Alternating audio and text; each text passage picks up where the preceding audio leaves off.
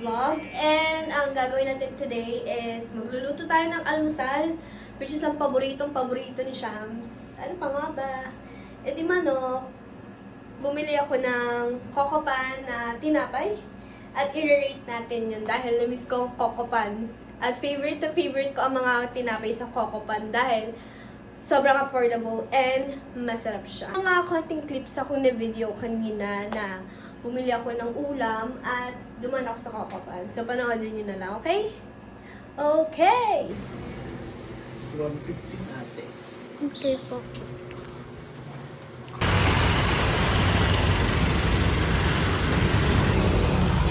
Ito yung binili ko. Milky cheese donut. And yung deluxe. So, yun. Kaka-out lang natin sa office and magluluto tayo at magre-review tayo. Ang daming kaso dito, guys. Guys, kung nakikita nyo yan. Okay, so, nawawalo ko ng aso. So, dito yung bago naming nirerentahang bahay. Here. Pasok tayo. Here. Tchanan. Medyo against the light, pero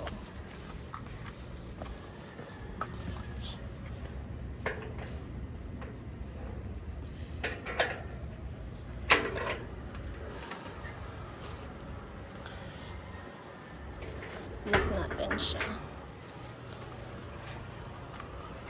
Oh, may kotse dito. Ayun.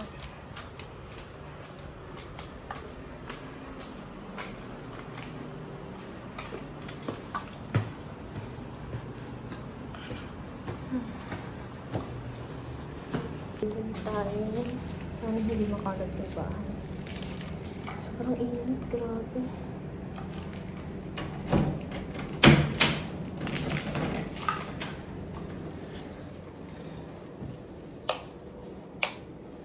Wow, hindi makalat.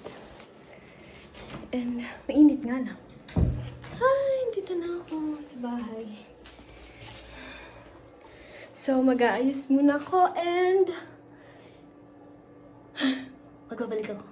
Bili ako ng Coco Pan dahil mahilig din naman talaga ako sa tinapay and dati hindi ako makain ng cinnamon pero simula nung lagi siyang lumalabas sa feed ko and lagi siya kinakain ng ate ko. Yun, nagustuhan ko na rin siya. So, titikman natin to at i-rate natin. Ito yung dalawa kong binili. Isang deluxe and isang hindi ko alam. Cheesy milky donut ata to. Sana masarap siya kasi mukha naman siya masarap. So, tikman natin ngayon ito. I-unbox na natin. Mag-ikpamalaglag.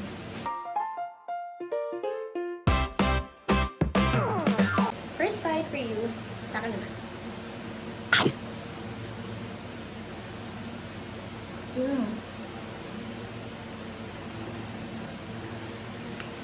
Cocoa powder ata ito. Harap ka. Lasang donut.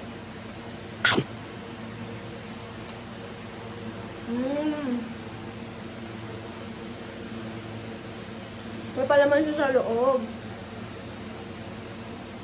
Kasi nga, sisimil ko donut siya. Sakto. Nagugutom na talaga ako. Kung ba ako makain. But for me, ang rating ko dito is 7 out of 10. Kasi, usual donut lang din. And for the price, sobrang affordable lang siya. Kala ba ito? Sa around 32 pesos ata. Tikman natin ito. Yung cinnamon roll, deluxe. Nakalimutan ko kung magkano to. Nasa 24 pesos lang ata to.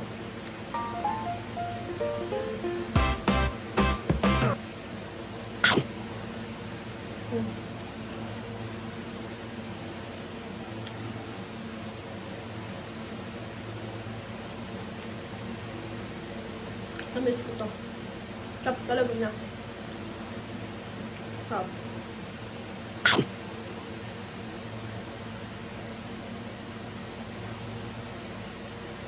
It's 9 out of 10. Bakit?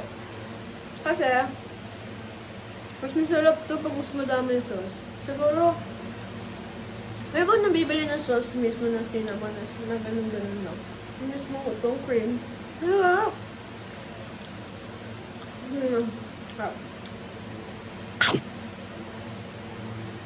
Perfect sa pambaon. Sa school, sa work, sa gala, sa kahit ano. Magluluto na tayo ng chicken and bumili ako ng spicy. Kasi, parang hindi kompleto ang pagkain pag hindi siya spicy. Hindi talaga. Dati hindi ako makain ng spicy. Kahit na sobrang konting spicy, ayoko niya kasi hindi siya nakaka-enjoy. Pero simula nung pinapakain ng mga spicy na pagkain itong jowa ko, talagang nahanap-hanap siya ng dila ko.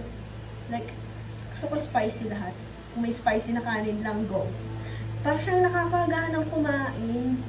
If you know, you know, di ba? Tapos yun. Simulan na natin magluto, syempre.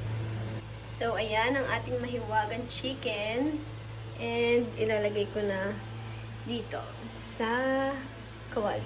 Siyempre, kailangan natin buksan to. Crispy fry. Dati, alam mo, natatakot ako mag-video. I mean, sobrang gusto kong mag-video. Gusto kong i-document lahat. And, ang unang parang sagabal, hindi na sagabal siguro. Ang unang problema is wala akong phone na maganda. Pero since meron akong phone, why not, diba? Tsaka kung sasabihin ng tao sa'yo, then, F it. Kaya mo sila, buhay ko to. And kung may masasabi sila, edi wag. Pero, papainit muna ako ng mantika bago ang lahat. So, ang gamit lang namin dito is butane. Napaka-helpful. Napaka-slayable. At hindi siya nakalock. Bong. Ah! Takot talaga siya. Ayan. And, meron ako ditong tirang mantika na ginamit ko lang din sa chicken. Pero meron din naman ako ditong mantika na bago pa. Pero bakit ko siya gagamit? May mantika pa ako. Papainitin lang natin yung kalan. Ah? Kalan? Kalan o kawali? Kawali. Mainit na ang ating pan. Tapos, lagyan na natin itong mantika. Para i-deep fry siya. Pwede na natin ilagay ang ating fried chicken.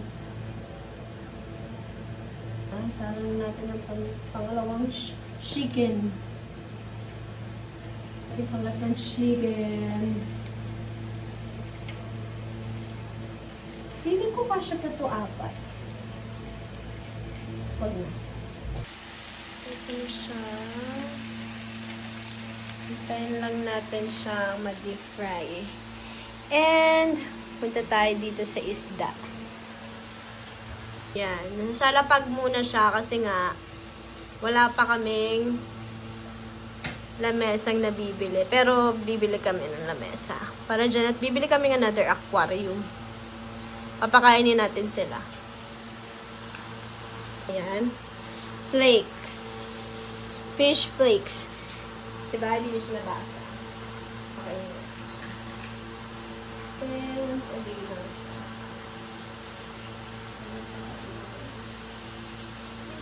Kain-kain. Hindi ako makain sila. Natatakot ang isda na ito.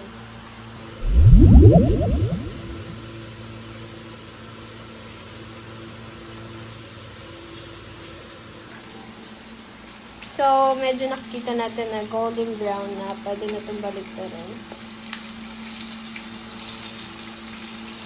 Yun, perfect. Yun. Pasa is bog. Ako, napansin ako ng mantika. So, wala naman na akong agenda ngayon. Ang gagawin ko lang is magluluto, kakain, mag-phone, at ito na yung naluto ko. Yung isa nasunog pa. Hindi ko alam. Sobrang ginalang naman ng apoy, pero ayun nga, nasunog pa rin siya. Ito na siya. So, kakain na ako kasi hindi ko na siya mahihintay. Ito ang aking pagkain.